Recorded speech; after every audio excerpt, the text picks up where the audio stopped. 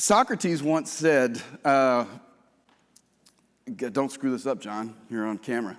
Socrates said that awareness of ignorance is the beginning of wisdom. That's pretty profound stuff, right? Really is. Profound that I actually memorized that. Today, I'm probably going to piss some people off, and I'm going to show you some stuff that's going to blow your mind. And just to warn you, you're going to piss off a lot of real estate agents, too. That's my kind of inspector right there. You're all right with that? Fantastic. What I did was, got one for the ladies. Picture for you, opening picture. There you go. I flip-flopped this just a little bit. This is supposed to be advanced plumbing and PEX. Everybody's, the big hot topic is the PEX thing, so I just kind of flip-flopped them just in case we run a little late and I can throw out the advanced plumbing stuff. So I wanted to get to the PEX first real quick. I always, before I start anything, want to thank everybody who served. I'm not going to ask you to stand up or anything, but we appreciate all our vets very much. Well, who the heck am I? I'm just John. I'm John with a, whoop, all right. Hold on, here we go. Just John. I put this up here not to impress anybody, because I know there's always somebody smarter than I am out there. So I only put this up here to impress upon you and maybe earn a little bit of trust. Is that cool? Don't ever trust what you hear on stage, though. Always confirm for yourself. I've made that mistake before where I learned some technical thingy and go out and employ it in business, come to find out that guy was wrong, and now I look like a schmuck. So I will give you a whole bunch of websites so you can go confirm this stuff for yourself. Is that cool? It might be a little bit choppy, a little bit hopping around, and that's just because, wait till you go searching out PEX stuff. It is endless. However, I am real easy to get a hold of, and I really look forward to connecting with a lot of you, so feel free to reach out and friend me on Bookface and that kind of stuff. We've got a YouTube channel called Home Inspection Channel. Pretty easy one, right? Check out some of those. So what I wanted to start with is PEX. Everybody's at least familiar with PEX, right? Yeah? At least. If you're not, don't say anything and we won't make fun of you this morning. You'll be better off a little bit later. PEX is actually the new poly, okay? Just something I made up. There are a lot of issues. This is most of them right here, okay? There's a lot of different things, and we're going to get into those. But when PEX is exposed to chlorinated water, and what do we treat our water with? Some form of chlorine, right? It could be chloramine, which is just chlorine and ammonia. But when you expose it to that, that actually breaks the pipe down. The pipe actually fails doing the job it was designed to do. Wow. Brilliant, huh? But they're making a ton of money. Can also be susceptible to certain pesticide products. Now, Florida and Texas, we got very similar latitudes, right? So you guys will, anybody from Florida, by the way? Anybody? No Florida friends? All right. That's where I come from, born and raised.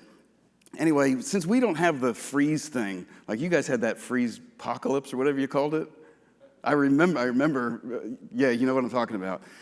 I remember talking about that, but we don't have those issues. So what we often see is the pipe goes from the meter underground, comes out of the ground, goes into the house, and it's exposed. It's right there because we don't have to worry about the freeze thing. Well, then you have the guy applying pesticides come over, and he's killing bugs and weeds and stuff, right, and spraying. Well, they can prove that those chemicals permeate right through there I go, poly, right through the PEX into the drinking water.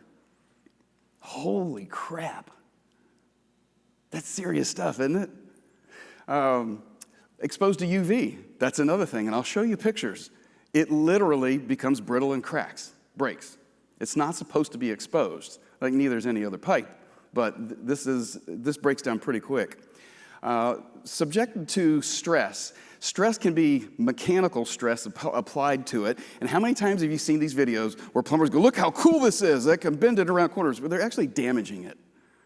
And I'll show you pictures of that too. Other stress can be oxidation. That's one of the biggest issues with PECs. And unfortunately, you can't see the oxidation because it's happening from the inside out. So how many times have you inspected and there's a Zinsco or an FPE or something like that, and you go on explaining all the problems with that, and what do the agents say? Oh yeah, it's been there for 5, 10, 15, 20, 25 years, never had a problem.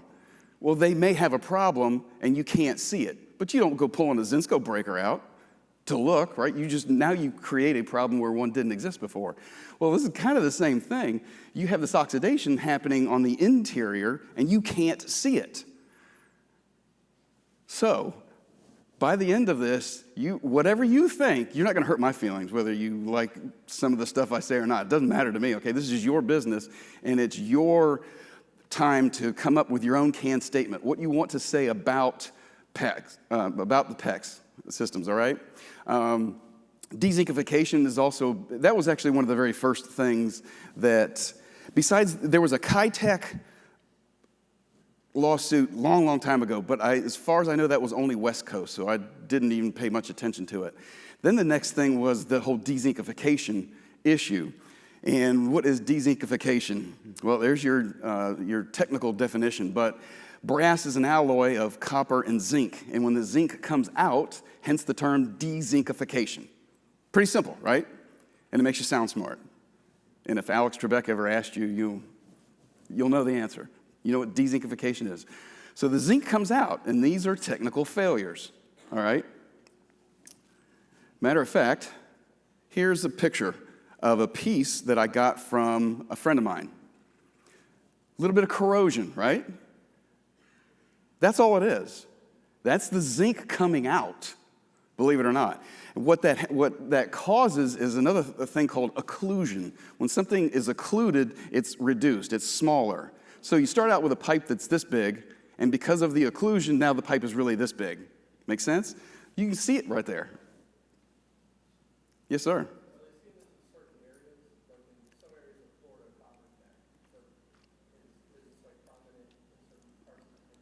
Good question. So he's asking, is it geographically defined? And I would say, yeah, from coast to coast. Okay? Is that accurate enough?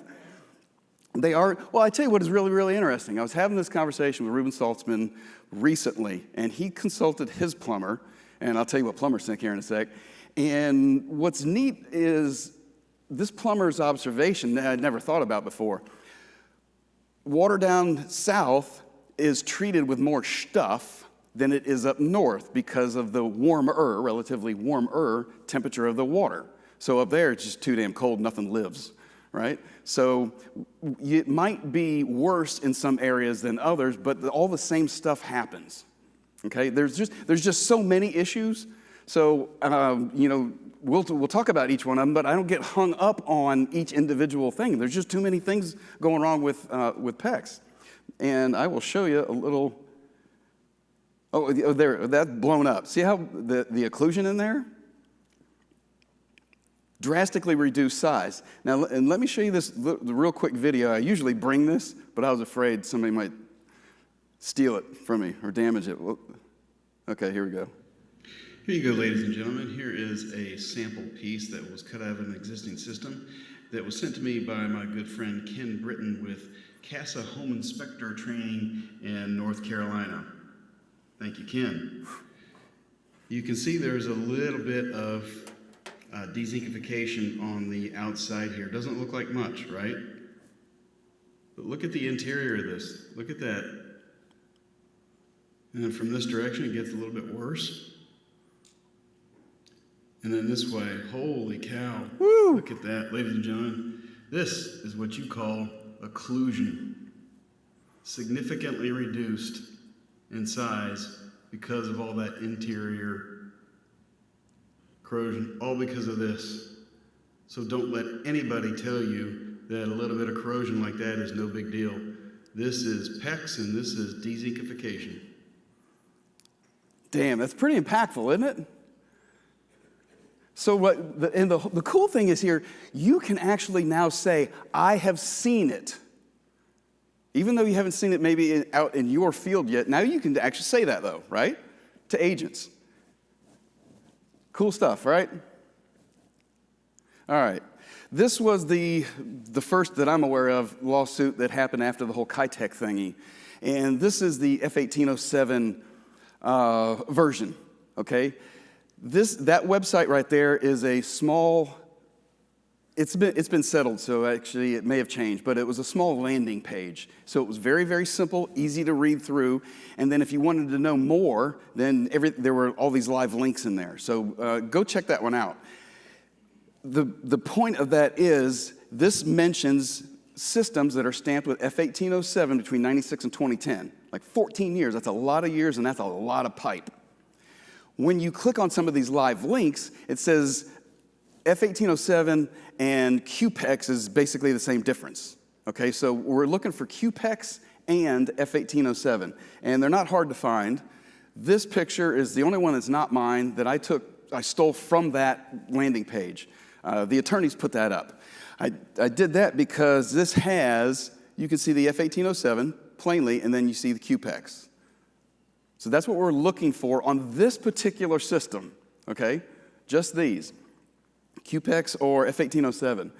So sometimes they're really easy to see. It's not a problem. Even with bad eyes, you can find those. But it's not always like that. So there's some QPEX on one of the fittings. Sometimes they get even smaller on the crimp ring, right? And then for you younger guys, I get some kind of photography award for getting my phone to focus that close, so macro. But see how tiny that is? So you got to look. You got to look really close. I remember being on an inspection, and it was, this has actually happened to me a couple times. So it was originally either copper or poly, and they replumb it, and now it's all this new PEX that they shouldn't have to worry about, right? So we run it all in the attic. Almost everything we do is slab on grade. Thank you, Lord, right? We don't have that many crawl spaces. So you can't redo piping in the ground, so we run it all in the attic, right? And I remember this house distinctly. I'm up there, and I found about 8 locations with this obvious dezincification. Now, there's date codes on a lot of this stuff, so you can read. It'll tell you when it was manufactured, so I could tell exactly what it was. So I could relate it back to this F1807 lawsuit, and we had our canned statement for that. So here I go explaining, hey, your PEX sucks. It's bad. It needs to be replumbed. And that made me not real popular.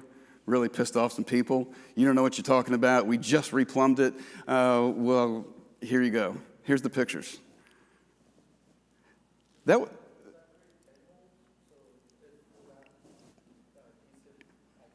Dezincification. Yeah, with the dezincification, it's kind of like when you cut yourself and your blood coagulates. So it's kind of like that. Yeah, don't pick it. Don't pick it. You might open it up.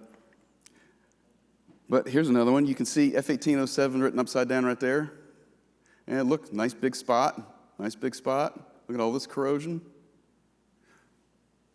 So if you want to use the term corrosion, if that makes you feel better, or maybe does that come across less offensive? I don't know, up to you. All right. I remember this house was actually a real estate agent buying it. And I had to crawl. This was one of those occupied houses, and everybody stores all their junk underneath the kitchen sink. And I had to pull stuff out and, to get the picture. But that was only one location did I find that in that particular house. But now I got it. That's you guys. You remember from yesterday? That's the chef's kiss, right? That's the I told you so, right there. Now I was talking to Bill Fabian a little bit earlier, and I said, dude, I got to show you this picture I got. This is a really cool one.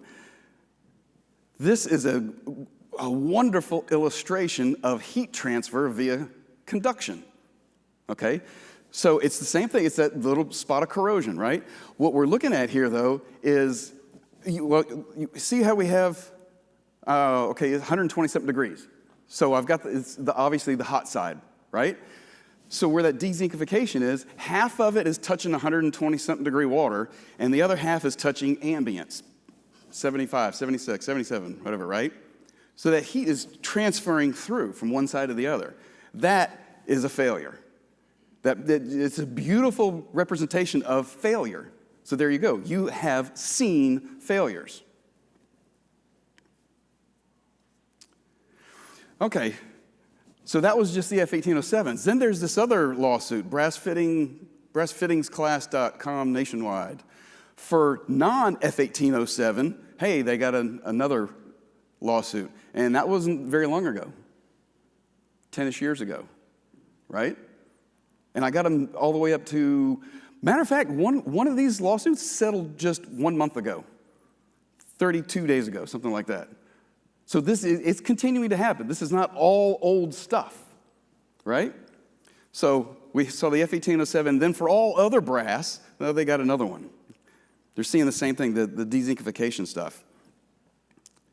Now, there was yet another Zurn settlement, and this they were distinguishing this one specifically, but classaction.org, Zurn PECs. Actually, if you go to classaction.org is a website for tons and tons of, class action lawsuits. So there's not just plumbing stuff, there's all kinds of stuff. And what's really neat is there's a whole lot of community input, okay? People making comments and stuff in there, so check that out. But they want to distinguish from that one to this one. This one, they're talking about Zurn plumbing systems that, they're talking about polyphenol, however you pronounce that, right?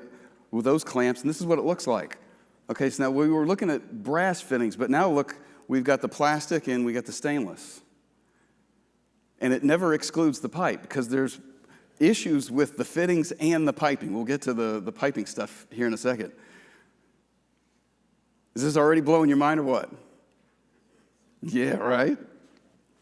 On the pipe itself, there's some hieroglyphics on there, and one of those relates to how long this stuff can be exposed. Remember, we touched on already, it can't be exposed to UV.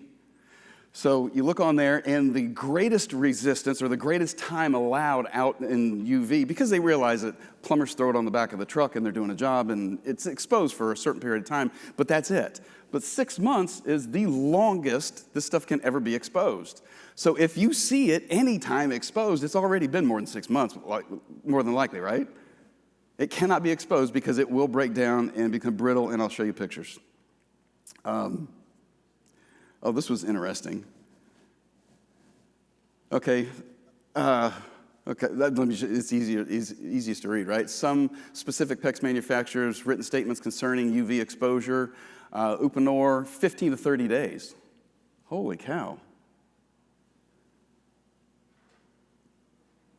In other words, all of this stuff starts happening on day one. This is mind blow, right? So let me show you practical pictures. You can see that, see it split? Split? See what I mean? That's just from being outside. That's it.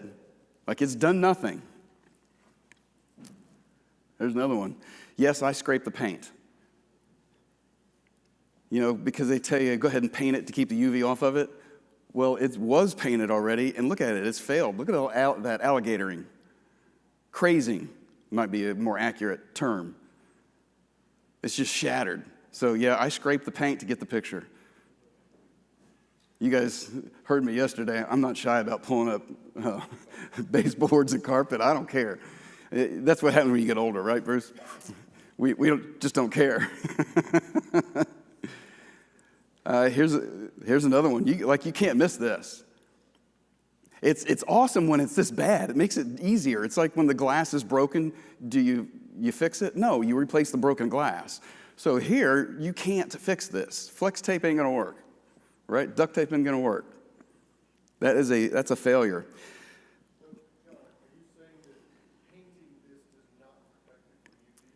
Painting it helps. So I would always tell somebody, paint it and then put that foam, like a pool noodle type of stuff, HVAC insulation on there. That will keep it off. Because, yeah, well, that's an issue, right? There's an expense to replace that exposed stuff. So, but there's so many other issues. It doesn't matter. Come up with your canned statements for all these conditions. 2 times, and I'll show you both pictures, I found these circumferential cracks. I don't know the significance, why, or anything like that, but I've seen it there. There's the other one. Stick my card in there so it doesn't, it's illustrating there's actually a crack. It's not a line or something like that. Neat stuff, right? So what do you see here?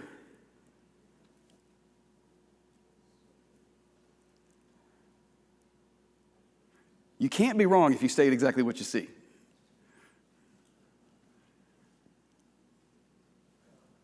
You see 2 different colors? Okay, let's start there. How about that? 2 different colors. This one is whiter than this one. That is PEX. It's not poly. It resembles a little bit of poly, doesn't it? That is PEX. Well, so what has happened here? Yeah, there's been a repair. Exactly. So they came out and they cut it right there and replaced all this stuff, but left this. If you look close, can you see the fractures in the plastic from your angle? I can see it here. Well, what's the rest of this stuff look like? Some of it's sticking out there. That's a failure. They didn't design it with all these cracks in it. That's one of those don't breathe on it. I remember this house. I took the agent and took them over there and I said, do you see this? And it's not leaking now. I didn't break it. Thank you. Have a nice day. Before I left. Because I don't want to get blamed. Oh, you broke it. No. I had eyeballs on it.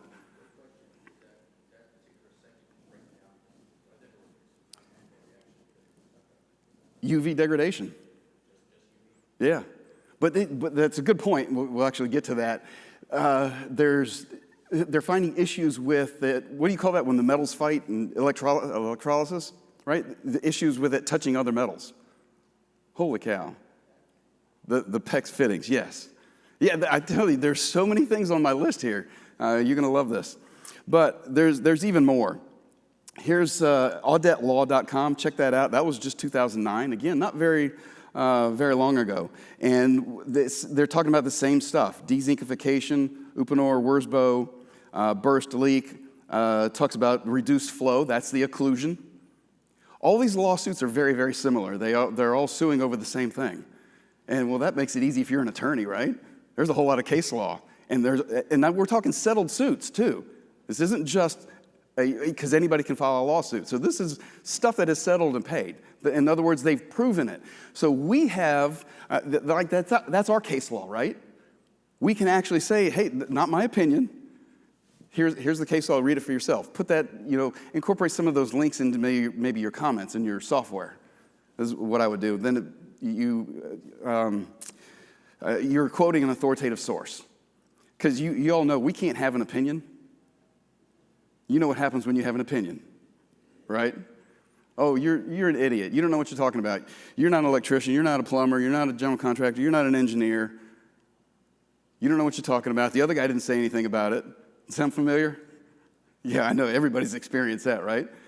So I'm fine. I'm totally fine with this. I said something yesterday, and it's true. When, I get called an idiot or something, I'm not arguing there. My wife tells me that all the time. That's proven. However, here's my authoritative source. Bam, right there, right? So use your authoritative sources. Check this out. Construction Defect Center, possibly the largest defective plumbing recall in U.S. history.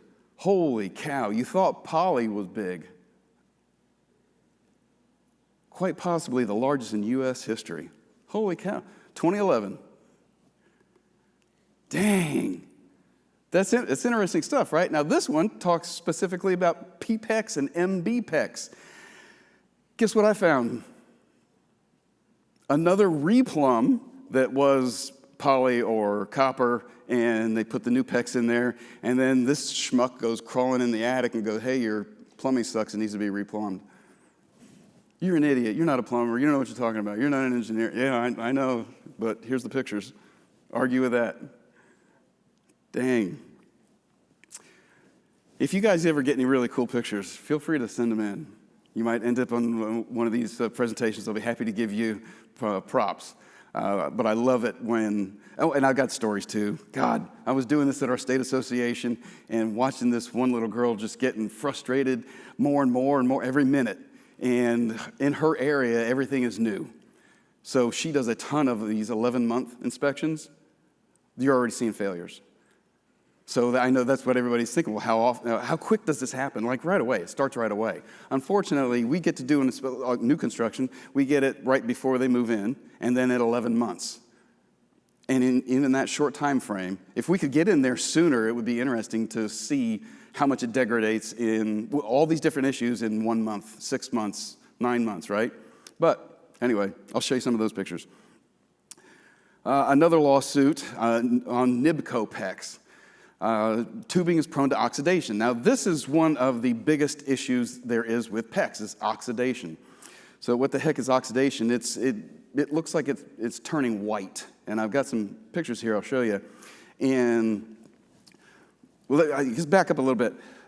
When they produce this stuff, all the chemical stuff in the pot, right? It degrades with exposure to chlorine and chloramines and that kind of stuff. So they put antioxidants into the mixture of stuff to fight the degradation of the chlorine and chloramines and all that kind of stuff, but it's the sacrificial lamb. It disappears over a short period of time too, and now all that stuff in the big batch of plastic starts to actually eat the thing that it was designed to hold. It starts eating the piping itself, and I'll show you what it looks like. Oh, here we go. They stopped manufacturing this stuff, and they called it not discontinued, suspended, instead of, we're discontinuing it because it's bad. Yeah, thanks a lot, guys. Look, that was just a few years ago. My point is, it continues to happen, and it cannot get better, right? It's impossible. Nothing gets better. Ask your knees. Right? So it will only get worse, and we're probably hear more and more lawsuits and these kind of things coming up. So keep your eyes open. Check this out. 2013. It's basically the same thing. Water escapes through corroded fittings. And this one is specifically mentioning stress cracking to these stainless steel fittings. Dang. So we got the brass fittings, the F-1807s, all other brass fittings. We got the plastic, we got the stainless steel, all that stuff. So what's good? What good PEX is there? I don't know. I have no idea if there is a, air quotes, good PEX. I don't think so, because there's just too many things on the list. But this is what you want to look for out in the field. Any signs of white stuff, any signs of corrosion, anything like that, better be taking pictures and writing it up. Good thing is right now, on your ride home, you can come up with a standard canned statement in how you want to say this. Because nobody wants to go piss off a lot of people, but you're going to, because there's a ton of this stuff out there, right? Okay, those clamps are Oetiker clamps, stainless steels. 2019, State Farm and a whole bunch of other big insurance companies sued manufacturers because of the failures. And then, of course, that's called subrogation, right? When the cherry Pop-Tart catches the toaster on fire, which catches the house on fire, insurance pays it and then subrogates against the people that made the cherry Pop-Tarts, right? That's what this is. They're going back they want their money back. So it's from all over the place. And there's the engineer looking at the clamps, finding corrosion and all that good stuff. Oetiker clamps are those. You've seen them before somewhere, right?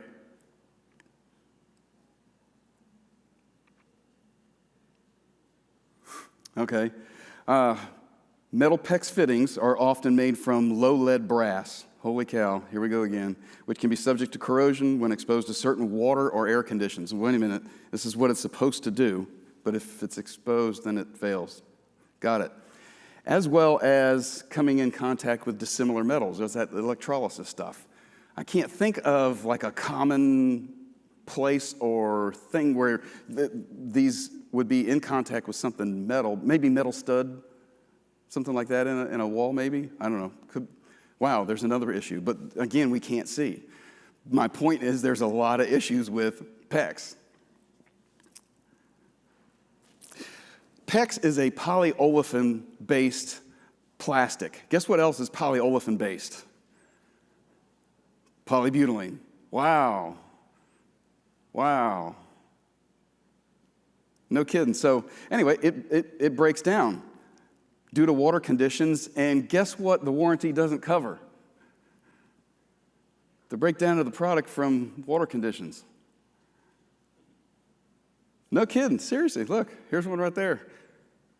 I know it's very small print, but that's basically what their warranty is saying. Yeah, we're not going to cover anything based on the failures based on the water condition. In other words, what we're treating it with. Damn. Good stuff, right? PEX is not inherently compatible with chlorinated drinking water. We already touched on that, right? We treat our water with some type of chlorine or chloramine, something like that.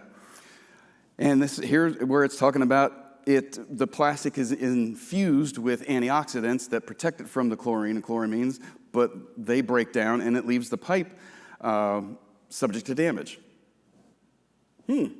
Interesting, right? Now, this one I think was, this was FlowGuard. I think this was a FlowGuard. If you want to go read up on it, FlowGuard makes the CPVC, right? There's all kinds of stuff that you'll find online. I found a plastic expert group too. This is some cool stuff. Now, everybody is aware that there's PEX A, PEX B, PEX C, right? Well, when they put in PEX A, part of all that chemistry stuff includes peroxides, and the peroxides damage the antioxidants in the batch of chemical stuff too. Wow, okay, so that's PEX A. PEX B is a little bit different. They're using other stuff, but again, so it's a little bit more resistant to the oxidation thingy, but they're using peroxides in there. And then PEX C, this is what I have been reading that most plumbers say is the worst of the three, if you will, PEX C. And again, it talks about the whole chemical thing, the breakdown. One of the big issues with this is they get inconsistent thicknesses of the pipe because of the way they do it, these electrons and all the chemistry stuff. So you have an inconsistent product on top of all that. So where is the product going to fail first? At the thinnest part, right? So this is what it looks like in the field. Chlorine or chloramine degradation. When it's spotty like this, somebody came up with the term popcorning. Okay. We'll look at some pipe too, it's solid yellow. So my guess is maybe this is the beginning of this breakdown, right? So this is what we see out in the field. Yeah, it's been there for 10, 20, 30 years. You don't know what you're talking about. We've never had a problem. Understood. Because we can't see the inside. Now, that one on the right is a new pipe. The one on the left is used. You don't see anything there, right? Obviously, you know what's going to be next. Look at the difference. So you know what would be really cool? Next time maybe you replumb your house or you find a house that's been replumbed, grab some of these pieces, cut them open, see what they look like. And then you'll have your own props that you can actually show real estate agents, hey, listen, you may not have heard about this, and very few agents have. Okay, back in the day before poly was as big as it was, we used to have those arguments with the real estate agents. You don't know what you're talking about, you're not a plumber, blah, blah, blah, blah, blah. And now everybody knows about poly, right? Now it's not an argument anymore, it's easier, much easier. I think this is the same difference, right? Because it can't get better, it can only get worse. There's tons and tons of videos online. This plumber, been a master plumber for more than 3 decades. He's got a whole bunch of stuff on PEX. You will find him eventually. And here he's illustrating a new piece and then just 7-year-old. Look how it's solid yellow.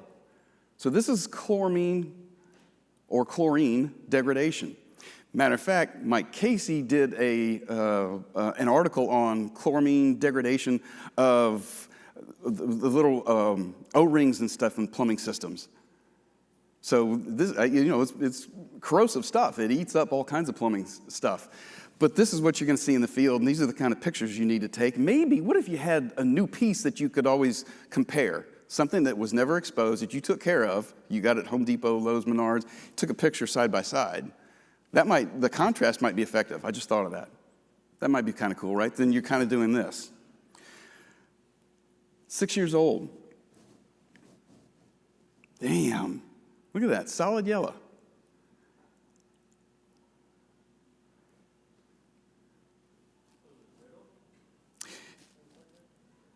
It becomes more and more brittle. Exactly. 1 year old. This is one of those 11-month inspections.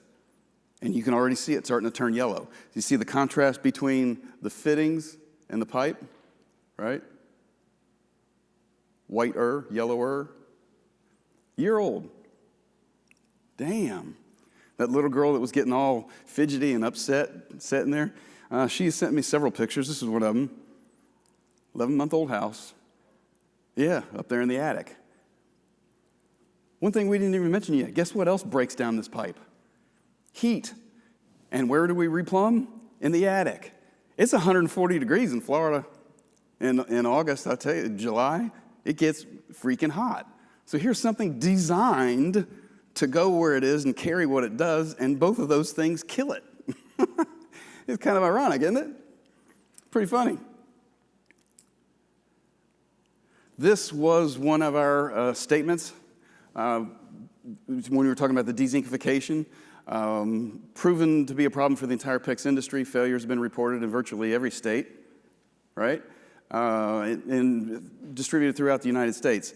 I got another slide coming up where I just pulled language out of the lawsuit, and it talks about the billions and billions of feet that are out there, and they name all these builders that are using it, and you recognize every single one of them. It's every single big builder you've ever heard of. They're all using it. So yes, it's everywhere. It's not going away, and you're going to piss some people off, but it just is what it is, right? Now, we talked about polyolefin-based plastic. That's your poly and that's your PEX. Versus PVC and CPVC that are vinyl-based plastic. So they don't have those same issues. Now, I know, people ask me, well, what would you use? And I go, well, since copper is expensive and, pretty labor-intensive, and thin-wall copper, we know that has pinhole issues, Schedule M copper. Well, Schedule L is going to be way more expensive. CPVC is the next obvious thing, where it still has some flexibility, right? It's not rigid like copper is. And then everybody's heard, oh, well, CPVC becomes brittle and breaks. Yeah, but we'll all be dead. We won't be here anymore. It'll be gone. And it is true that it does become brittle and break. And when I was talking to my personal plumber about it, he recognizes that some of these old systems, they start turning browner. You know what I'm saying? You've probably seen that, right? He says in his experience, his practical, physical, hands-on experience, it's fine if you don't touch it. If somebody wants to go in and add a water line for an ice maker or something like that, and they're starting to cut it and modify those pipes, that's when it just shatters. And that's when it's really problematic. So coming from him, it's fine as long as you just leave it. But like I said, it's going to take so many years for that CPVC to degrade. So just my 2 cents anyway. Okay, the plastic degradation. This is really cool. Talking about the oxidation that we looked at a little bit here, and heat, breaking it down. Wow. But how about that last one, the second sentence? Corrosive water can leach iron, lead, copper, etc., from the pipes itself into the drinking water. Oh, we're just touching on chemical permeation. We'll get there in a second. Like I said, there's a long list of issues here. Now what I want to do, I want to show you some pictures, like getting really close-up pictures, okay? Because I want you to be able to say, you have seen. Got it? So check this out. There's our friend polybutylene up top. Everybody's familiar with poly. We know the failures on that. That's an easy one. When you look at it really close, the interior of that pipe, right here, see that? That interior of that pipe is no longer smooth because it's degrading. Holy cow, remember, polyolefin based. If you look close, you see that crack? It goes up to about right there. How long is it going to take for that crack to get all the way to the surface where our eyeballs see it? I don't know. That crack already went right through. Look at that one. All the way through the pipe. Okay, so that's poly. Got it? I'm going to show you the same exact thing with PEX. Look at that. It wasn't manufactured like that. That is the plastic degrading. You see how nice and yellow it is? Dang. So I want you to have what I like to call psychological safety. When you go out there and you're saying all these bad things, I want you to be confident in yourself and know you have seen it. You don't have to second guess it. And again, don't believe me. Go read all this stuff for yourself. All I'm doing is copy and pasting. So this is not my opinion, but you know what my opinion of PEX is? I wish I had a microscope that I could get that close.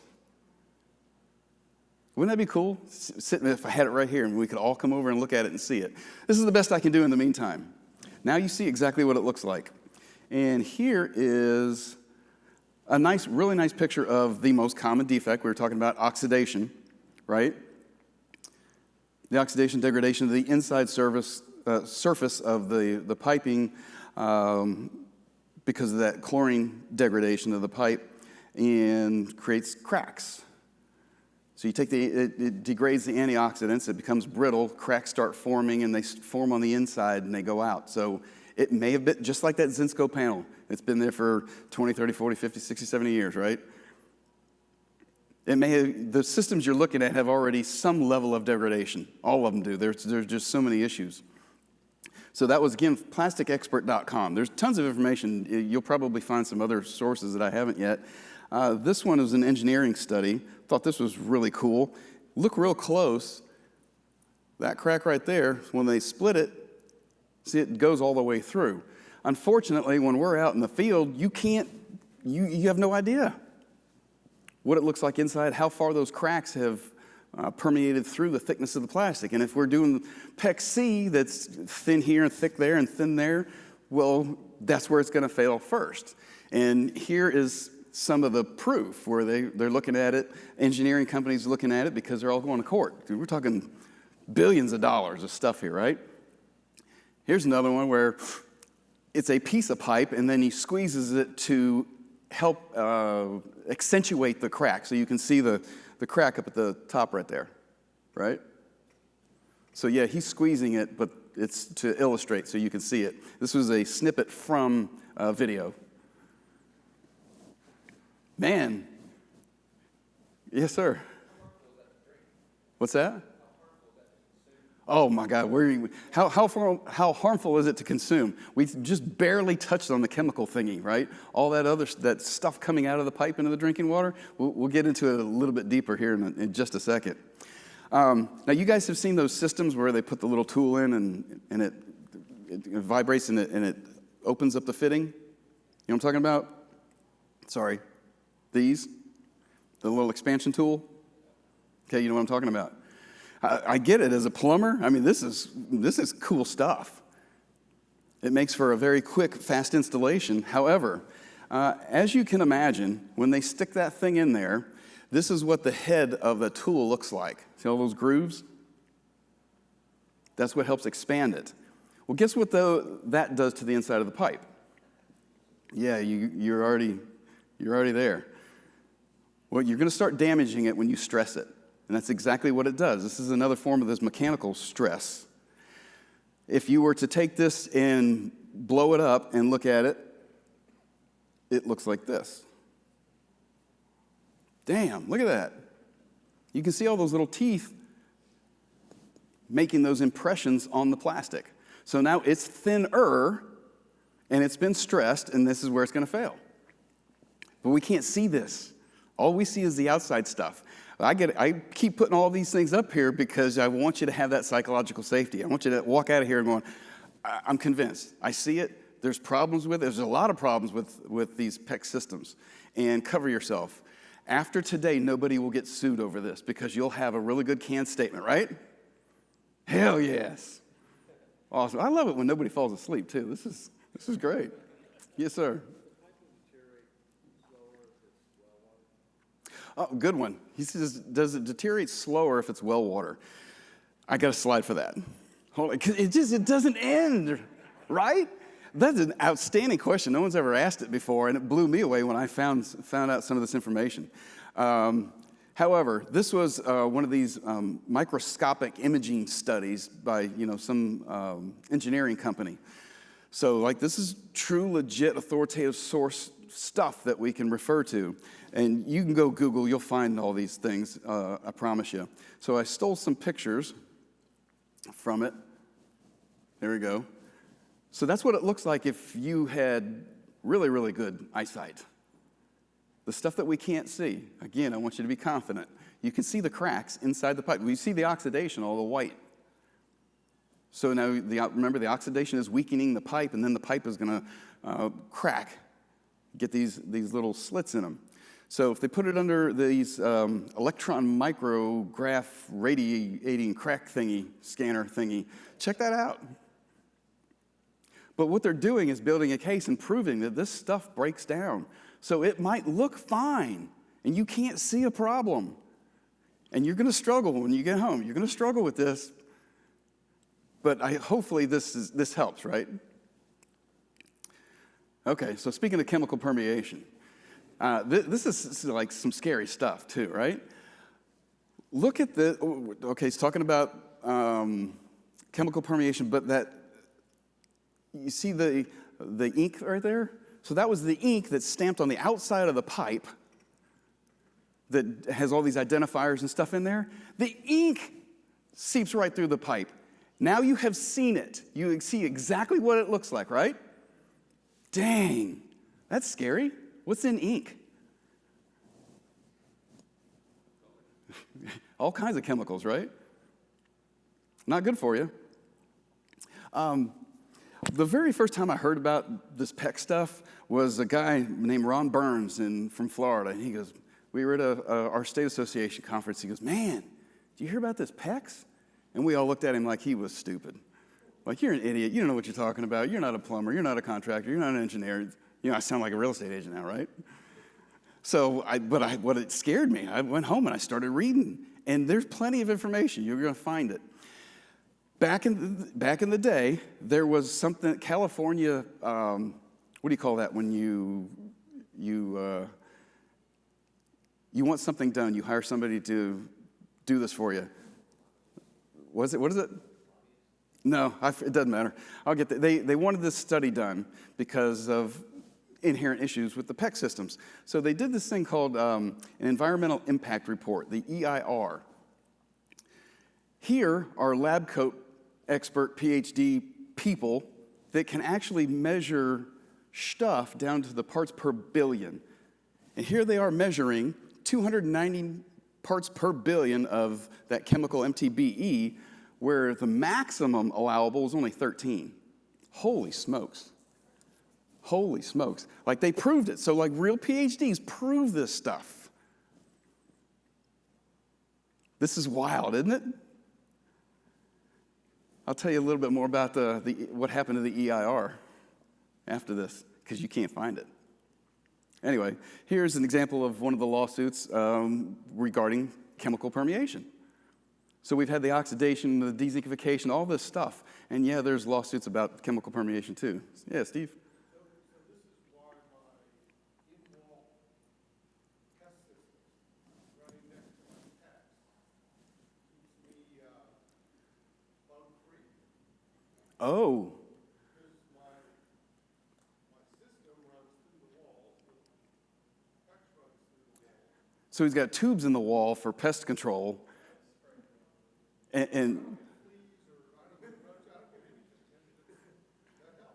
well, it helps to be able to flood your house eventually when it breaks, I guess. Yeah, but there's another consideration. If you got tubes in the wall that sprays chemicals, well, we're talking about chemical permeation, and they proved it. And there's been lawsuits, settled lawsuits. So like they have proven it beyond the shadow of a doubt, right? So in that EIR, they found that, remember we talked about outside pesticides and stuff like that. Gas, benzene can permeate right through the pipe. It's all in that document that I wish I still had. Anyway, another site I found, Science Direct,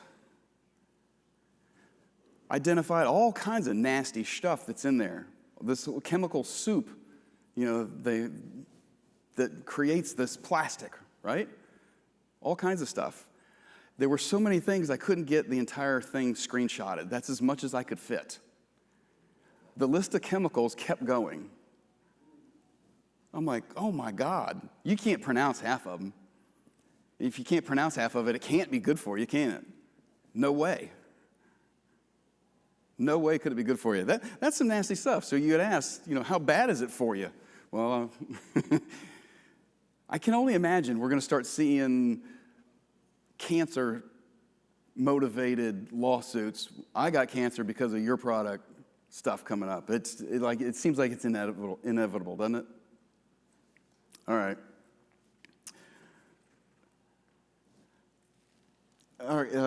Again, so this is from FlowGuard, incompatible chemicals with PEX.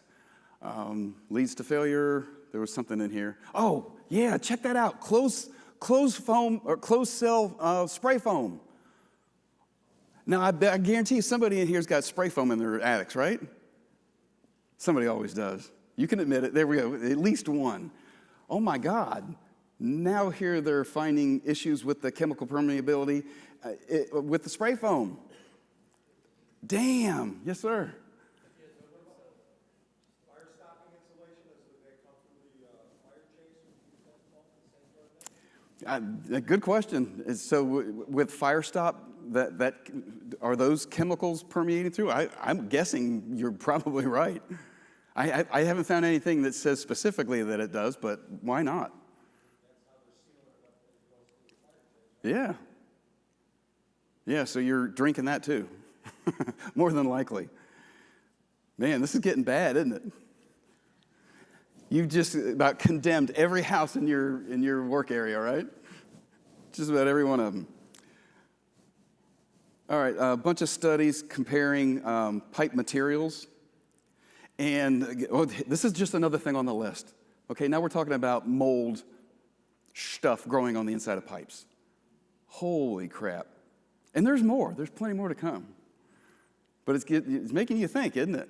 So here they're talking about biofilm formation inside that promotes Legionnaires, Legionella bacteria growth. Holy smokes. What else could there be? Well, actually, this was a comment. Will said, the pipe usually changes colors and gets these little black spots. Now you start to see, it looks like mold growing inside, and that's exactly what's apparently happening. So they're proving this biofilm's got the Legionnaires stuff. Damn, it just gets worse. You don't have that same type of thing with something like copper because no sunlight penetrates the copper. But the plastic does. Some light gets in it, and that helps promote the stuff. Technical term, by the way. Stuff. So that little girl that was getting all upset and squirmy and upset, that does all these 11 months and sent me those pictures you saw, she sent me another one. Check it out. 1 year old, 11-month inspection. Look how dark those two are just amazing. Compare those two right there.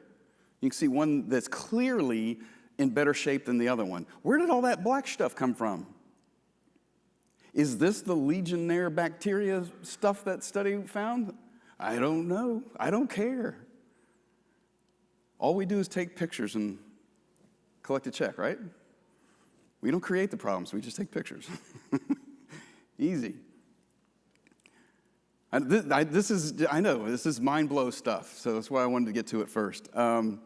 There was even a guy that worked for Uponor that admitted lead leaching from brass fittings into drinking water. I found that in one of these lawsuits. So I just extracted that quote going, oh my God, they even admit it. Wow. You want to know something interesting, though? We talked about the EIR, the Environmental Impact Report. So this was California had this report done, the lab coats, PhDs, all that stuff, and they came up with all these issues. Well, they actually kicked it out of the code in California for a little while. And then the chemical companies fought it because they got unlimited funds, and they ran California out of money. Go figure, right? I know that's just a shocker. So they ran out of money, and the lawsuit was over, and they got back into the code. But it doesn't make the problem go away. So here's what's really interesting. I went to do this presentation, and I want to go back in my old stuff, refresh and rememorize and that kind of thing. And I was trying to find something, and I wanted to go back to that article, the EIR article that I had, and I couldn't find it anywhere. I'm Googling it, I can't find it. I even did the Wayback Machine. I don't know if that even still exists anymore, but apparently it's like find stuff that's been scrubbed. Can't find it anymore. Can't find this EIR report. What the hell happened to it? When you look it up, that's the website, I know you can't see it. I went back to an article that I had written, which, by the way, is a really good thing to do. Small side tangent, I promise, real short, but I swear to God, this will help your business. If you're not already a member of your investor associations, become one and go to the meetings. You will get business. It doesn't matter what the economy is like with investors. They're always buying, and you are there. I was very, very high profile in ours, and ours is the second largest in the entire country, so it was really cool. I was on stage a lot because I was on the board. And that sounds sexy. I just made sure trash bags were in the can. I had to empty the trash. That was my job. I'm like, sure, I'll do that. So anyway, I wrote articles, and I was extremely regular for years writing these little articles. And it's easy stuff. What's a GFI, right? What's polybutylene? What's easy stuff that you guys can pop out good articles with your own pictures and all that stuff. And did that for a really long time. So I had to go back to this article that I'd written, highlight the website to go straight to that EIR report. And look what I found. Error, not found. Where the hell did it go? I'm hoping somebody can help me. I'm asking seriously. I don't know. Like, money makes things happen. Money makes things disappear. Wow, interesting. So all I have is what I had quoted in that little article and stuff. But when you write all these articles, that's how I wrote my first book. At the end of so many years, somebody goes, hey, stupid, there's a book. I'm like, damn, thanks. I took all these articles. I added some other stories, the $150,000 or $175,000 home inspection and some, that kind of cool stuff. And bam, I had a book. 261 pages, full color. I got my picture on the front and everything. It's really cool. Matter of fact, I just finished my second one. Is there anybody in here inside their first 5 years? Awesome. Several of you. Good. I will give you a copy. This literally just came out. I think there were 4 of you, right? Good, because that's all I got left. If you want to come grab them. This just literally came out last week, less than 2 weeks ago anyway. Kind of proud of it. It's much smaller. It's only 100-something pages. Yes, sir. Yes, sir. Mr. Good News. That's funny. That thing took me 7 or 8 years to write because I come up with something and I type it in and I wouldn't go back to it for 2, 3, 4, 6 months, whatever it was, and I typed something else. So it's kind of a choppy, long conversation with me. It's kind of funny. My wife just yesterday, she goes, "You're not going to believe this." And she sent me a screenshot of almost 21,000 real estate books on Amazon. That right now is number 31 as of yesterday. I'm like, damn, nice. Anyway, where were we at? Okay, this next, this was another lawsuit, and I was reading through it, and so I extracted a bunch of pictures because the pictures are great. So these are not mine. I pulled them right out of the lawsuit. But they're showing the tip of the iceberg, and then they show the occlusion and that kind of stuff on the inside. Look at that's pretty nasty, right? Check this out. There's a whole bunch of them. That looks like a brand spanking new system, doesn't it? But look what it looks like on the inside. Wow. Nasty stuff growing inside. Are you feeling more confident? You do this, it makes you look sexy too. Okay. Yeah. So Galvanize, whenever it came out, it was like the best stuff that's ever created, and it took about 50 years for it to start falling apart. How old will we be, or how much longer do you think it will be before it starts making news because it's breaking all over? Oh, that's interesting. So he's saying that, how long are we going to start seeing this where it becomes the next poly, just so commonplace that we refer to it like FPE and poly? And that's a really good question. It is already gaining a lot of traction. We have had people call the office and say, I cannot get insurance because of PECs. Holy crap. When the insurance gets a hold of it and says no, we have a huge problem, right? You have no choice. Or you're going to go find Lloyd's of London or something super expensive and pay for it, but then you still have to live with the chemical permeation and the oxidation and the dezinkification and all this other crap, right?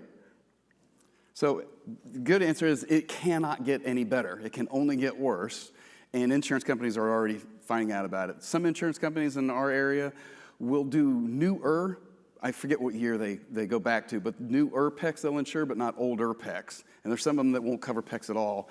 I can only guess that we're going to get to the point where it's just like poly, that's the kiss of death. Good luck. When we find poly, okay, first of all, Florida insurance is a nightmare, okay? It's really, really tough. But when we see poly in a house, we tell them, good luck getting insurance, because it ain't going to happen. More pictures, you see the outside looks better than the inside, right? Uponor PECs, this is something interesting. Uponor PECs, in their manufacture of the plastic stuff, these pipes, they apply the color after they create the pipe. Unlike some other manufacturers that the color is mixed in, okay? Here's a good representation of 4 different manufacturers, and you see the Uponor where the color's only on the outside. See how they cut it? Well, when they do that, of course, to make it stick, they have to apply heat. And guess what heat does to the PEX plastic?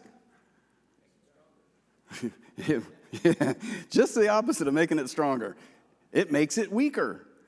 So here, it's so ironic. They create something to carry something, but when you put the something inside it, it fails. If you expose it, it fails. So they paint it and makes it fail. Everything makes it fail. Wow. 2018, settled lawsuit, $18 million. Guess what? Zinc, the dezinkification, clogged pipes, that's the occlusion. It goes on and on and on. And I know there's more lawsuits that I didn't even read about, and who cares at this point? There's so many. I found another one, this is the one that literally settled a month ago. 1 month ago. Shocking, right? And so timely that I'm talking about it right now. A month ago. When you settle that suit, somebody's proven something, usually, unless they just go, well, let's end this pain right now.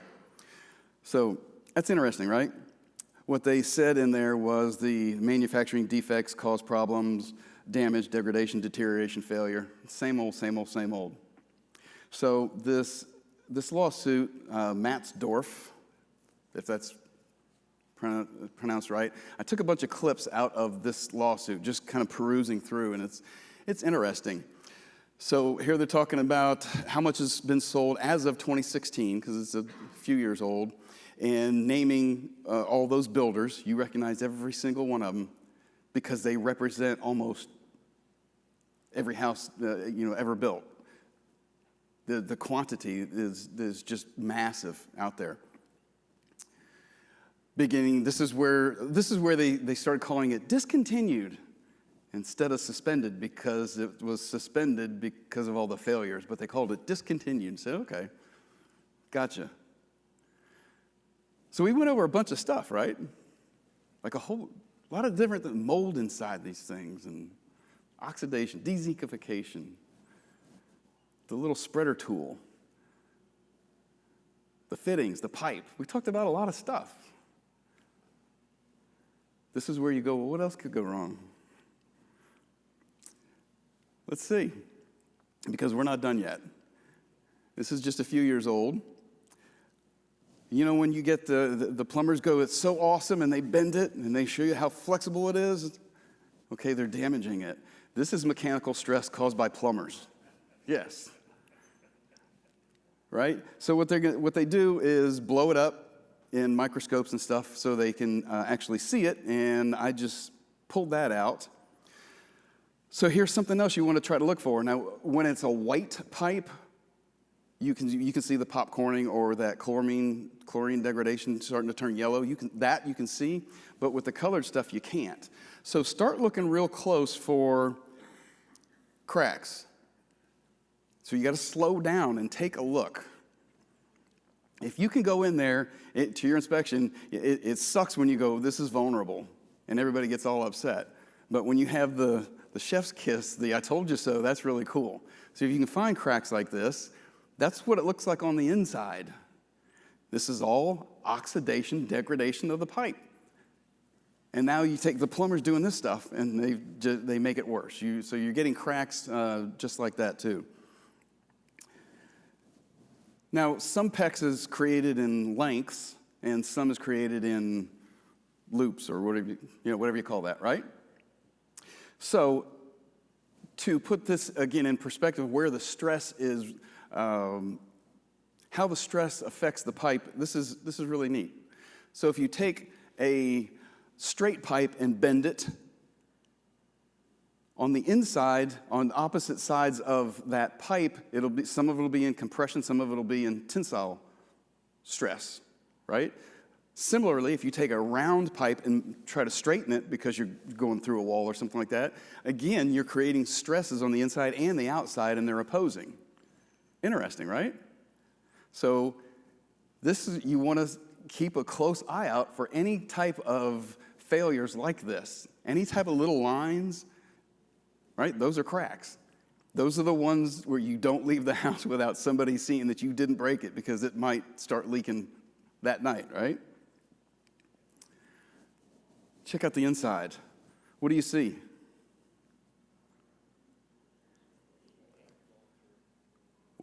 Exactly. You see chemical permeation, right?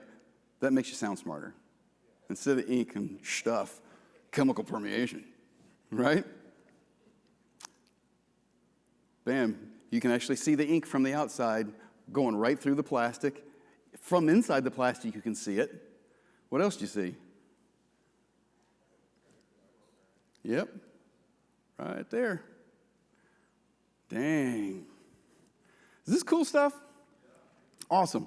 So what do you think plumbers think? Oh, they should love us. We're creating work. Right? Well, it's funny, because I went on a couple plumber forums to find out what the experts are saying about PEX, right? And I'll tell you what I found out. 50% of them say it sucks and it's awful and they're doing all these replums and it fails, and the other 50% are saying it's the next best thing. So, because I know exactly what y'all are going to do. You're going to go back home and you're going to talk to your plumbers.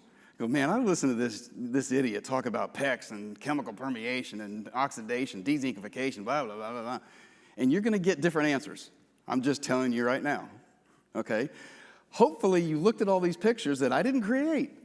I just took them out of these lawsuits and stuff like that, and so we can all talk about it. You have seen occlusion. You have seen what it looks like on the inside of these pipes now, right? Yes! God, I love this. Woo! So I'm on one of these sites, right, and listening to plumbers and what they're saying. And I wrote another one of these little articles, and I got some really good traction on this thing, man. I literally had people contacting me from Australia and other countries. I'm like, how the hell did you find me? I'm just John. I'm nobody. And it was all because of this stupid little article. And they all thought I was a lab coat. I'm like, no, I'm me just dumb home inspector, But anyway, this woman actually contacted me, and she says, hey, I've got this PEX, and I got problems, and can you comment? And I'm like, hell yeah, I'll comment about just about anything, right? So I said, send me some of your pictures. So she sends me pictures, and so here's the plumber at her house with her pipe doing the old soap test. Put a little soap on there, bubbles, right? And she goes, what is this? I got these little, these specks all over the pipe. There, blow it up a little bit. You see these little, those little hash marky things? Damn. Yeah, it's happening. It's happening all over the place. You see that little one? Can you hear me now? Right? Damn, I got several of these. Right? Blow it up. So keep your eyes peeled and send me some cool pictures. All right, looks like some popcorning, right? Wow, now you know what that is. That's chlorine or chloramine degradation. You want to just keep it generic. Pipe degradation, pipe failure, whatever you want to call that, right? You know what it looks like now on the inside, and you know what causes it. So this is a failure. Well, can I just replace that piece? Sure. But do you think that's the only place that the degradation is occurring? I seriously doubt it, right? It happens as a system. It's like, when you exercise, you lose fat all over your body, not just around your belly. It's the whole system is what's affected. So if you have this, why don't you just make a claim, right? Just file a claim. Well, what does that one say right there? Insurance wouldn't cover the $15,000 to replumb the whole house because it was considered preventative. What? Now, wait a minute. We saw that the manufacturer says, hey, our warranty doesn't cover anything due to the water. Now the insurance says, we ain't covering it either. Ooh, crap. Yeah, now I just created problems for some of you guys, right, whose houses are plumbed with PEX. Are you sitting on a time bomb? I don't know. There's a lot of these out there. You can find them. Insurance wasn't, sorry, I can't see it. Insurance wouldn't cover the cost to replace the pipes. Wow. That's why we're seeing some of these, like our 4-point reports and stuff getting, people can't get insurance because insurance doesn't want to cover it. And then if you do have damage, they're not going to cover it. It's just another list of problems with this, right? Okay, you brought up the well, right? Yeah, okay, it's too small for me to read. But this is general comments from the public, and I think I got this one from the classaction.org thing. What it basically says is the house was 8 years old. The system was 8 years old, got cracks at every fitting, and the house was on a well. Because the conversation was talking about, the chlorine and chloramine treatment of water and all that. He goes, but I'm on a well, and my system's failing. Yeah, no kidding, because there's more than just one issue with this product. Damn. Could a water softener help? I don't know. We still have plumbers doing this crap, and spreading it with the tool and all these other things that we're talking about, right?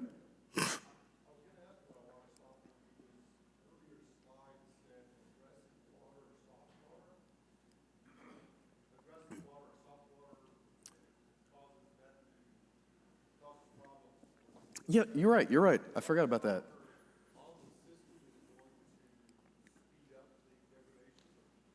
You're right. That was in one of those slides, wasn't it? Yeah, because it's hard to see up here. It talks about when you have a water softener, it makes the water actually more aggressive, and it just accelerates the degradation. Damn. All right, let me ask you this. Is anybody in here sitting thinking, well, I'm just not going to say anything because I don't want to piss anybody off? There could be ramifications for you. That's a better answer than, yeah, how to say it. Well, if you choose not to say anything, bad things can happen. Check this out. This one says, just purchased a home with this plumbing. Inspector missed the bad piping. Now I have to pay for it. Social media can be a bad thing, huh? So now what's going to happen? They start telling their friends and the neighbors, and yeah, don't use that company. They suck. They missed all this PEX. Uh-oh. There's plenty of other comments out there. That one, nothing was said about the bad pipe because you missed it. Not y'all, no. Not after today, right? Just saying. So bottom line is there have been multiple lawsuits, lots of them. They're ongoing. Remember, it was out of the California code. It got back in.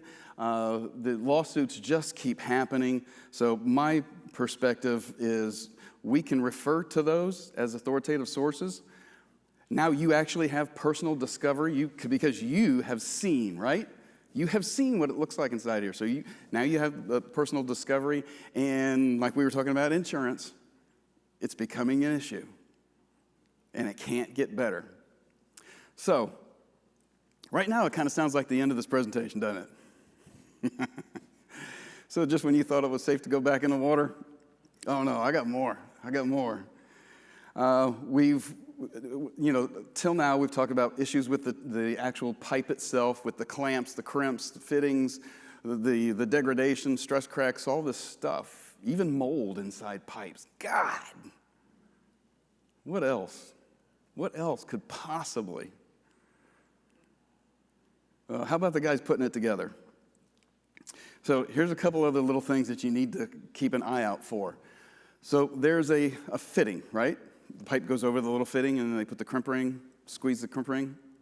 Okay, you see those ribs? Like there's two right there where I'm shaking, and two right there. The pipe has to be just right in order for it to work the way it was designed, all right? So, in other words, here's comparing the crimp right next to this fitting. Right now, that rib is not underneath the crimp ring. So it's a technical fail. So if you were the municipal inspector, plumbing inspector, inspecting it, and you saw that's a failure, cut it off and do it again. Because it wasn't designed like that. Now, if there is a failure, there's no coverage because it wasn't installed right. And the manufacturer's gonna go, hey, you didn't put it in like we told you to. So you gotta start watching for these things. That rib right there isn't getting pressure inside that crimp, right? You want to get both barbs, both those ribs underneath the crimp ring. So here's another one, and you see the little gap right there. Well, there's not supposed to be a gap right there. They even put the little stop sticks out there, shove that pipe all the way up there till it stops, and then that's the perfect place to do it. But you get guys that don't do it right.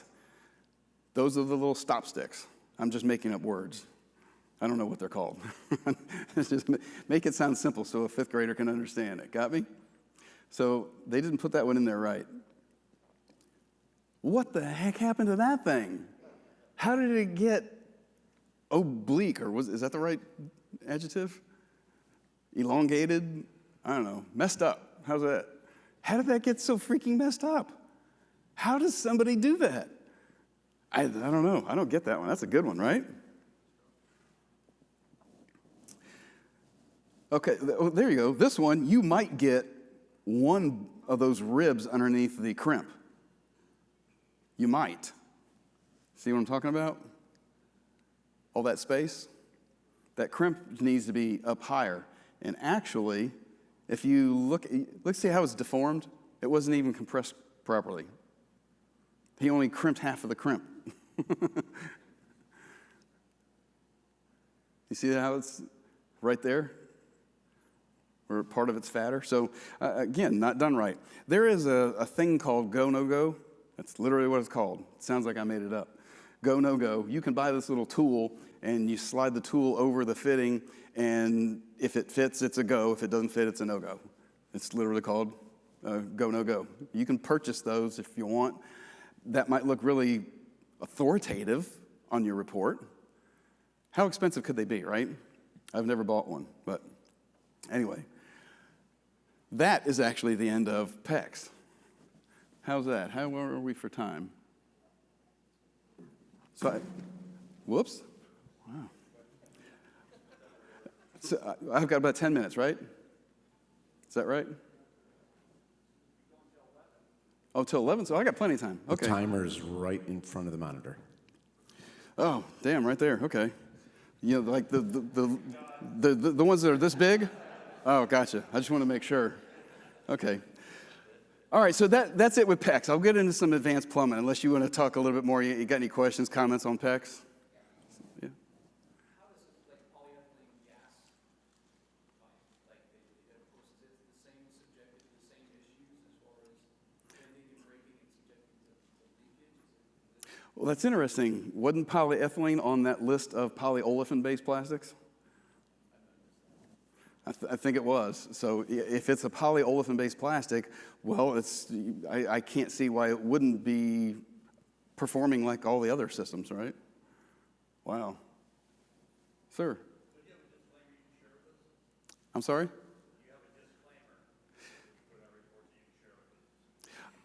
I do, and I don't know what happened to it.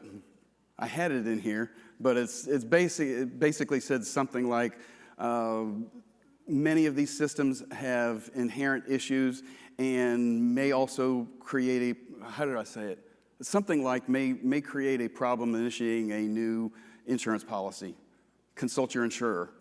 So I'm like, now if I can find the I told you so, if I can find that chef's kiss and show them the cracks, show them the dezinkification, show them that, well, then it's even better. I'm going, hey, look, this is already showing external signs of failure. I don't know what it looks like on the inside. Yeah, I also included something like that says we can't tell what it looks like on the inside, and a lot of these issues originate on the inside to the outside. So I'm sorry, I don't know what happened to my comment. It used to be in there, but what's that? Yeah, how about Facebook friend me, and I'll post it one of these days. All right? Yeah, cool. All right. So it's hard talking to you guys when you're already pretty advanced, or you wouldn't even be here in the first place. So to talk about advanced plumbing, well, God, what the heck am I going to come out with? I don't know. So I came up with some stuff I thought was cool. How's that? All right. There is a distance between the vent and the trap. Got it? Now, where it becomes an issue is you got an investor or somebody that buys an old house, and the old architecture everything was compartmentalized, right? The kitchen was 4 walls, the family room was 4 walls. All these rooms you couldn't see. Now, the newer architect, I can look all the way across the family room from the kitchen, right? Everything's open. So a lot of investors get these old houses, they want to open it up, make it more modern. Cool, got it. And they take the wall out where the sink is. Well, that vent that goes through the roof, right? Without a vent, that's like not taking your thumb off the top of the straw when you put it in the Coke. You have to have air behind the water or it won't work. So what do? They don't know what to do. And they cap it because they don't want this pipe sticking out in the middle, right? Well, if you no longer have that straw, you no longer have that air, then there's a certain distance to the next fixture that has a vent. Okay? And there's an easy way to memorize this. Waist lines are up to a certain size or a 1/4 inch per foot negative, right? So gravity works. Makes sense. Okay? So the way to learn or memorize the rule, take something easy, size of the trap, a 2-inch trap. Okay? If you add up a quarter plus a quarter plus a quarter plus a quarter, there's 1, plus a quarter plus a quarter plus a quarter, there's 2. It gives me 8, because there's 8 quarters in that 2. Make sense? Well, that's the distance, 8 feet, between the vent and the trap. Does that make sense? How many quarters are in that size of that, and that's the number of feet that it can't be further than. I thought that was this real simple, easy way to do that. I figured that math out all by myself. All right. Let's put it in a graphical context then. If the bottom one were so far away, it's 20 feet, okay? Now all of a sudden, as the water goes down there, it cuts off that air. So that is why that you have that distance. And how you figure it out is adding up the quarters. That cool? That makes sense? All right. I thought it was cool. How many times have you been on Bookface and somebody posts up a picture, would you guys call this an S-trap? And you're just like, oh my God. Can we not get past this? You know, this is stuff you learn in home inspector school before you get your license, right? Well, let me put this to rest, okay? The trap arm, the little horizontal piece right there, that distance has to be 2 times the diameter of the pipe. That's your rule. If it's less than, then that falls under the definition of an S-trap. It makes it an S-trap.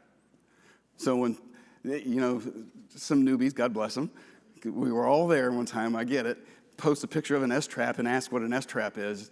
You're like, oh my God. Okay, this is the technical definition. 2 times the diameter. And you will find it occasionally. So that looks like 1.25 inches, right? So that horizontal piece would have to be how long? What's 1.25 inches plus 1.25 inches? 2.5 inches, right?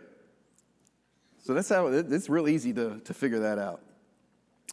So if you have to remove this wall to modernize the space, and you can't get rid of this pipe, that vent, because you have to have the air behind the pipe, right? So what do? Come on, don't be shy. What? Well, be careful there, because Studer is a brand name, right? The technical term is an AAV, air admittance valve. Different but I get it. Studer type might be more accurate, okay? Because nobody knows what an AAV is but us. So what I would probably call is a Studer type, so people understand it.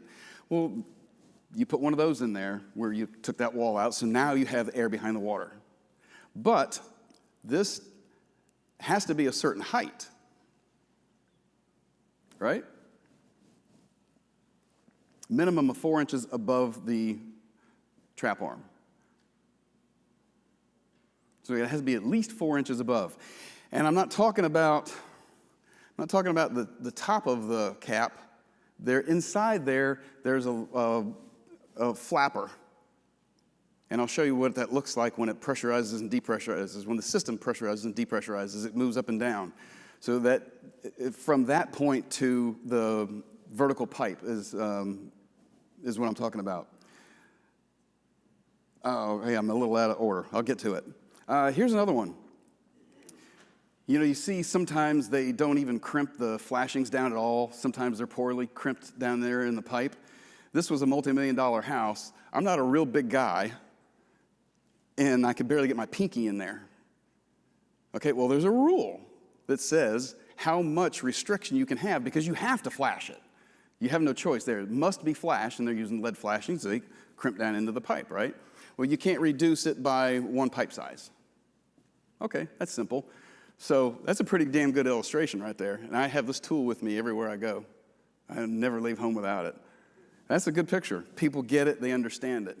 Now, honestly, what I do, I fix it if I can. All right, Jim Murphy taught me that a long time ago. He says, dude, if you can fix it faster than you can type it, fix it. I'm not going to type, doorknob is a little loose, you'll have a qualified door contract. No, just freaking tighten the damn thing, right? So I'll usually just fix those a little bit, but now you know the rule. Sorry.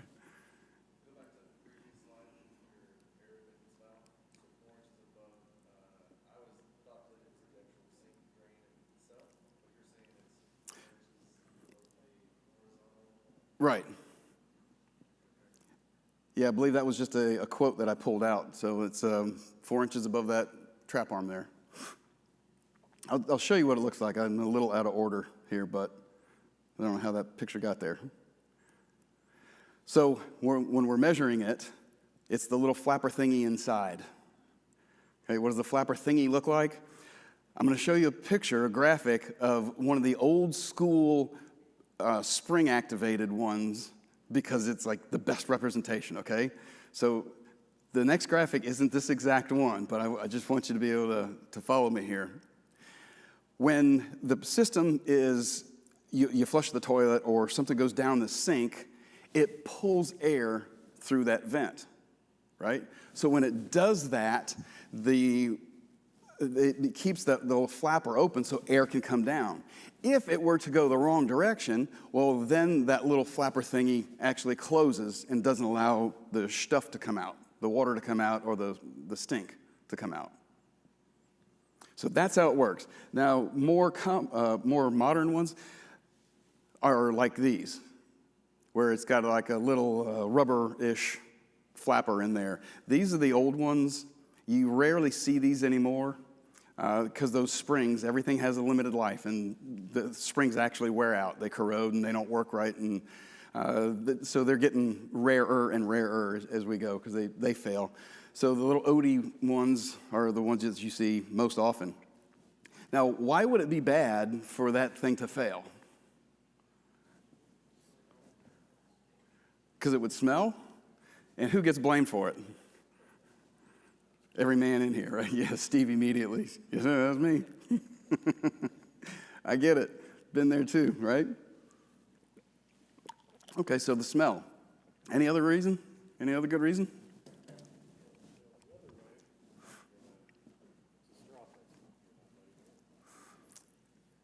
If it fails the other way, it won't let air in, and it gurgles, right? It won't work right. Well, there's actually a real critical safety issue with that when they fail, a real safety issue. And unfortunately, I can't get the video to play, but you can YouTube it. You've seen this? Exactly. There's methane in there, right? That's the breakdown of our stuff. It's methane. So if methane comes out and someone goes to light up a cigarette, bad things happen. So on this video, this poor dude's walking down the street, sees a hole in the sidewalk. It just happened to be a sewer line, and he takes a cigarette and throws it in there. And the next thing you see is boom! It blew up in his face, and you're shocked. And then the next part, you see him crawling out of the hole, and his shoes are knocked off. He's literally crawling out of the hole. Holy cow. Yeah, so it can be extremely dangerous. So although it might be an inexpensive fix, an easy fix for a plumber, that comes with some serious consequences when those aren't installed properly.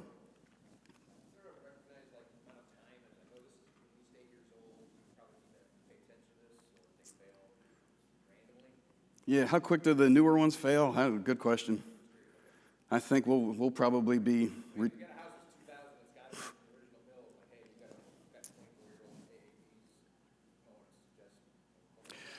Could be. If it's a 20-year-old house, do you recommend replacing? I probably wouldn't go there. Kind of like pick and choose your battles. Yeah. My whole point was it can be a very, very dangerous thing. I remember reading an article about a barbershop blew up. And it was the same kind of thing. They had the methane coming in, and this is back in the day with older equipment. They had a old burner furnace or something like that in there, and that when that flame ignited to heat the water, well, all that methane in there ignited and blew the whole damn barbershop up. I'm sure you can find other stories similar to that online, but anyway, that's the real critical thing with it. Anybody know what that is? You're right. Because you're going to get asked this, right? Your non-inspector client, your non-construction client is going to go, why in the hell did they put the supply line going into the waste line? Isn't that a waste of water? Well, it's actually doing just the opposite. It's a trap primer. Like you said, it's a trap primer. So every time you use the sink, a little bit of water goes into that pipe and it maintains water in a trap. So where do you see that? Probably definitely commercial facilities. You'll see that a lot. High-end houses, maybe they have a floor drain in the laundry room, that kind of stuff. You might see them there. And what it does, a little bit of that water, each time you use the sink, goes in and keeps water in that trap. Because if the trap dries up and a floor drain isn't normally maintained, right? You don't pour water in it. If you have a service that mops regularly, maybe it gets a little in there, but that's not maintained. So every time you use a sink, little goes in there, maintains that. So now you can explain that and look really smart in front of clients. So there was, obviously older. I mean, the color is just amazing. I know, I get that. I know what you're thinking. But that's all that is maintaining the trap there. I have seen it on a urinal before. I guess that'll work, right? It drains a little bit off. So it was definitely yesterday, but I love these calls I get when I go, hey, we have a problem, can you figure it out? And I love this stuff. Like, this is really good. Typically, when somebody has an issue, they say they have a mold issue, we're not the first call, okay? They're usually calling their roofer or their plumber trying to find the leak that's causing the mold, right? So by the time they get to us, it's usually through a real estate agent or something like that. Oh, man, call Terry. He's really good. He can figure this stuff out. So in other words, we've had contractors in there that can't figure it out. I have no liability. I love this stuff. It can be the most difficult thing ever. It doesn't matter. I can screw it up. I can miss it, and it doesn't matter. I love these things. So I get this call. This was actually a real estate office, and he was a decent-sized broker. And he's like, dude, man, I need some help. We got an awful stench in the office, and we can't figure out what it is. And I'm like, cool, we'll go figure it out. So I do my driveway speech. What are you experiencing? When did you first notice it? Does it happen in the day or in the evening? Or just asking questions. And I'm not getting anything to help me solve the problem yet. So I start with the infrared, and I'm going through the infrared, and in my head, I'm looking for that roof leak or that plumbing leak, the toilet leak, or whatever it is, right? And I ain't finding nothing. I'm getting skunked. And I hate getting skunked, right? Everybody likes to look smart. So I really wanted to look smart. And remember, this is a commercial office. And open up the closet, a janitor's closet, if you will. And you know those mop sinks with a curb that's about yay high? So it's got one of those, so you pick the mop bucket up, right? Got one of those in there, and the sink, and the water heater, and then a whole bunch of boxes of stuff. They basically use it for storage, for the most part. But when you're doing an assessment on a building, you look for any and all possible leaks. So you go everywhere. So I go in this little janitor closet thingy, and I'm looking around, whoa, I passed something, and I go back. Now check this out. These are 3 images, the exact same image, and I'm just messing with the gain and the span, trying to, I want it to pop so you can see it. I'm not trying to be clear with the infrared image. The one on the far right is probably the most contrast, the most pixelated, but it's the most contrast. So as I go across that drain, look at the heat coming out of there. So that's what it's illustrating. I'm going, wow, oh my God. They don't have a service there. This place is full of storage. Nobody ever goes in there and maintains that trap. I figured it out. And it was that easy. It was that stupid. And they're like, oh my God, you're so good. Man, that's why we use you, John, man. We love you. You're so good. You're so smart. But I'm going, that's right, baby. That's right. I got it. Well, now what do? We got to call a plumber. I'm like, no. You know how I fixed it? Fixed. Poured water in it. That's how you fix it. There's nothing wrong. But the infrared found it. Pretty cool, right? Had another one. This was on a, what's the vitamin store? GNC. It was a big GNC. So I'm asking the driveway speech. What are you experiencing? Blah, blah, all this stuff. there was an obvious leak at the back door, fungus among us there, can't miss it, right? And they said, man, it stinks. It smells bad. Okay, we'll figure it out. And as I'm going through there, I found something really cool, and then I brought out a new tool. Now, for guys in Florida, we don't have a lot of gas, okay? So I'll admittedly say I'm weak in that area because we rarely see it. We don't have much gas at all. But I do have a tool because I love toys. So I have my little tool here, and hopefully these videos will play. Yes. In the front There we go.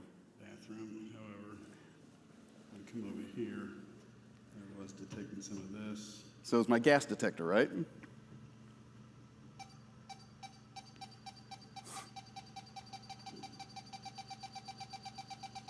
You get it. Well, that's what was stinking. It's their own stuff that stinks.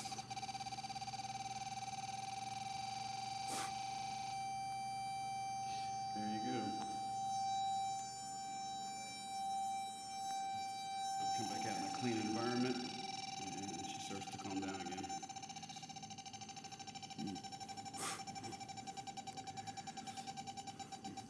So guess how I fixed it? And eventually goes to nothing. So, yeah, there was some gas coming up in Yep. the sewer. That was before. Then I poured water in it, and voila. But the video was really freaking cool in the report. So again, they thought I was like, man, you're so smart, Jon. You're so good. That's why we use you. Is what? No, don't look at me. Am I going to sell a maintenance service? Okay. Yeah, I'll come back for $500 a month and pour water in it. Sure, I'll do that. There you go. I can find your smells. I got one last thing for y'all. Now, we had one, the opening slide was one for Miss Teresa. We had one for the ladies. Now, I got one for the guys, okay? This is camo crack, or crack camouflage. There you go. Actually, I have one more thing. If you guys are in another part of the state or involved in other conferences, planning or whatever, love to hang out with you and come speak at your other events. That's my cell number. Feel free to give me a holler. Appreciate you. And that is really the last one. So we got a good 15 minutes or so. If you want to talk more about PECs or any other weird stuff, we got into some weird stuff yesterday, like different questions. If you have questions, you can throw that red box. Oh, yeah. We can I'm record sorry. it. Man, this is the first time I've ever gotten to initiate this, right? Oh, 2 points. All right, so I know the one thing with the AAV valves, the flippers don't take the packaging off. So, Flippers don't take the packaging off the AAVs. yeah, I can't tell you how many times I've seen the plastic still over top of it. Or leaving the plastic on the smoke detectors. Same thing, yep. Yeah, exactly. Oh. I couldn't see it in that light. So I explained everything so well because there's zero questions. I take that as a compliment. Unless, excuse me, unless anybody's got anything else. No? All right, cool. Oh.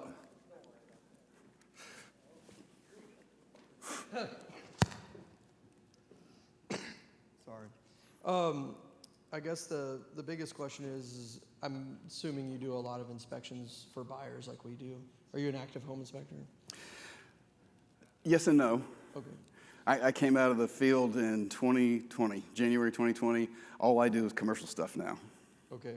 And whenever you're explaining this PECs to the real estate agent and the buyer, Right. I mean, how much kickback are you getting from that? Oh, a lot. Yeah. Yeah, Because- you're gonna piss some people off. I'm telling you. Because we're told it was funny. I was always saying oh, PECs is the greatest thing. I'm like, it is right now. That's what I always say. I was like, polybutylene was the best thing. Galvanized was the best thing. I had a feeling that this was going to be like the next thing. And, You got it. but whenever I explained this, they always kind of looked at me like shocked and awe. But I was like, who knows? We'll figure it out. So you're saying that we should divert people to like maybe PVC or CPVC. I bet it's going to ultimately fail too. There isn't any best option. That's what you're saying. I mean, there's options. The good thing is you don't have to even go there unless they ask you. Well, what else would I do? Well, my answer is copper is going to be labor intensive, and it's harder. It's going to be expensive. Nobody wants to do that. Half plumbers now don't even know how to braze anymore. Right? They're all used to plastics. So CPVC is the next best thing until they invent new PEX or something. Who knows? But it just is what it is. So at this point, work on your canned statement. How about everybody write their own article and have that as a link, a live link or something like that in your software that explains it further. Yeah. Because you don't have to come up with a few sentences. Hey, some of these are known problematic systems. They've been subjects of lawsuits. You might have trouble initiating a new insurance policy. And make sure you say it like that. Because we've had insurance on here for 10, 15, 20 years. You don't know what you're talking about, John. I understand, but when you initiate a brand new policy, that's often when it comes up, especially in Florida. Yeah, it's just so new. I understand the problem's coming, and I was already going to drop the comment in my Sweet. report, but High five. yeah, but Love it, love it. it's just funny. It's Yeah. the millennial plumbing. That's what we're going to call it. Millennial plumbing. Anybody? Yep. All right, here we go. Cool. So just to clarify, and if you put the slide up there and I missed it, I apologize. So as far as the breakdown of the PECs, is one class breakdown quicker than the other as far as A, B, or C, or is it, equally have these defects as far as the chloramine degradation or whatever? I mean, which one are you seeing it the worst on? I guess that's what I'm asking. Just from what I've read, plumbers saying PEC C being the worst. Okay, but again, there's so many things on the defective list is so long. There's just so many different things. Like, does it matter? I personally wouldn't attempt to even distinguish any of those. We just talk about it here, so you get it, you understand it. But I asked that because you made a comment earlier about, you're going to text, you're going to reach out to your plumbers that you know and ask them, so I literally took a picture and I texted one of the plumbers while we're here. Yeah, and what I did he say? asked him, I said, what's your thoughts on PECs? He said, PECs A only. And I was like, well, Okay. I said, what about this? And I sent him a picture of the one breaking down with showing the ink and the cracks on the inside.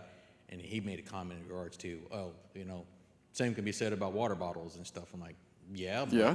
I said, true, but I mean, there's a problem here. So, Yeah. But, Exactly. I just wanted to clarify. I just was like, okay, is it, A, B, or C? I figured all of them, but, is there, one speed down, the breaking down quicker because of, the issues and even like the flexing of the installation like you were talking about, because, just sitting here now, I'm actually going to put a warning in my report. I'm going to set it up for new construction and just put a warning in there and just let them know, they may be fine now, but, something down the line. So. Yeah, well, that's a really good point. What if you put in your canned statements, we need you to monitor this, look for any dark spots that show up, look for any yellow spots or yellowing that show up, look for any marks, little tick marks.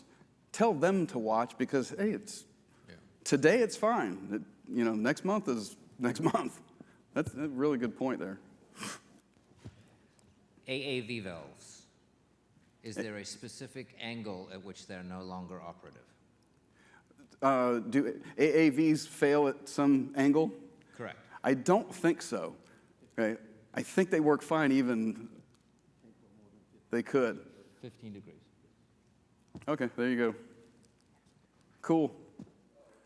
All right. Oh, one-handed. Hello. Odell Beckham Jr. right here, man. I didn't fall over backwards, though. Quick question, and I saw it recently. Orange PEX for gas. Is that...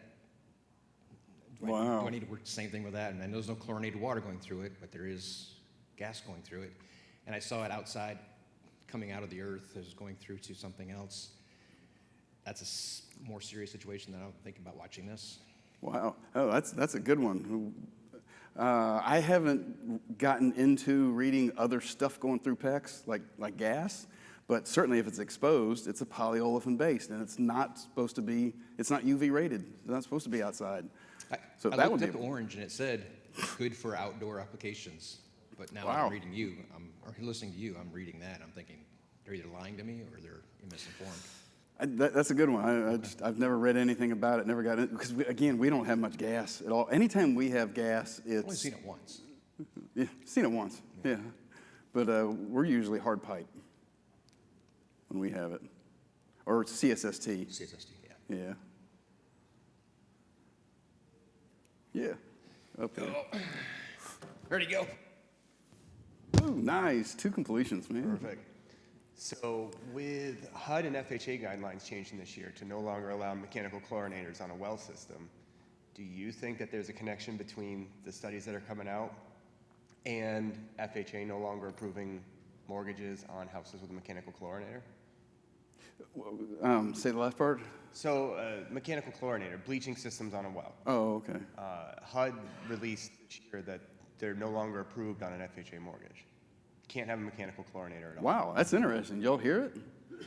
FHA rules changed. Yep. Cannot have a mechanically Chlorinator. fed water They're treatment. going to want to see UV light on anything that needs bacteria treatment, no longer mechanical chlorinators. Wow, There's a interesting. connection? Could there be a connection? I don't know. It could be. Who knows? Wow, that's good stuff. This is a great conversation, right? Love it. Nobody else? Because I could stay here all day. All right, cool. Well, hey, I really, really appreciate you guys. Feel free to reach out on me and on Bookface and keep in touch. Appreciate you.